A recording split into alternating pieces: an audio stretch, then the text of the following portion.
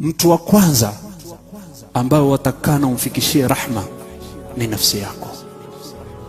Nafsi yako ujihurumie, ujijali, ujifikishie khairi ambayo itakufaa duniani na itakufaa akhira.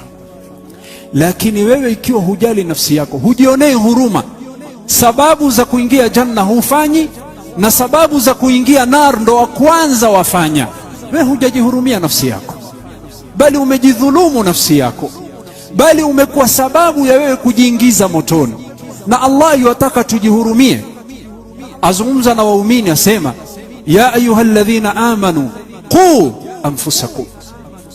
anfusakum wa ahlikum nara. Bada bin nafs, lazima uhurumie nafsi yako, uokoe nafsi yako, ufikishie khairi nafsi yako. Yale ambaye Allah amekuamrisha uyafanye, na yale ambaye Allah amekukataza uachane nayo.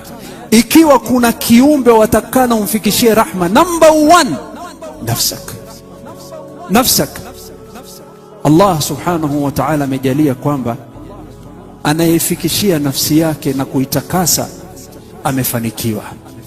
Huyo ambaye anayefikishia khairi nafsi yake, qad aflaha man zakaha wa qad khaba man dassaha.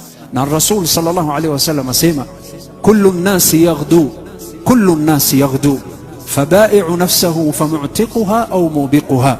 Rawahu Muslim. Asema sallallahu alaihi wasallam, kila mtu asubuhi hurauka, na katika hali ya kurauka kwenda kuingia katika dunia, kuna watu ambao wanaokuwa ni wenye kujiokoa nafsi zao wakajihurumia, na kuna watu ambao hawajali, wanajiangamiza mzima. Haya maneno ya Mtume sallallahu alaihi wasallam. Watu wakiamka, wakitoka majumbani zao, kuna watu wanaokoa nafsi yao siku hiyo, na kuna watu ambao wanaangamiza nafsi zao. Hasa wewe jiulize leo, toka uamke, umeokoa nafsi yako ama umeangamiza nafsi yako? Ikiwa umeokoa nafsi yako, umeihurumia nafsi yako na umefaulu, qad aflaha man zakaha. Na ikiwa umeijiangamiza, hujajihurumia nafsi yako, na utakuwa umeingia katika maneno ya Mwenyezi Mungu, qad khaba man dassaha.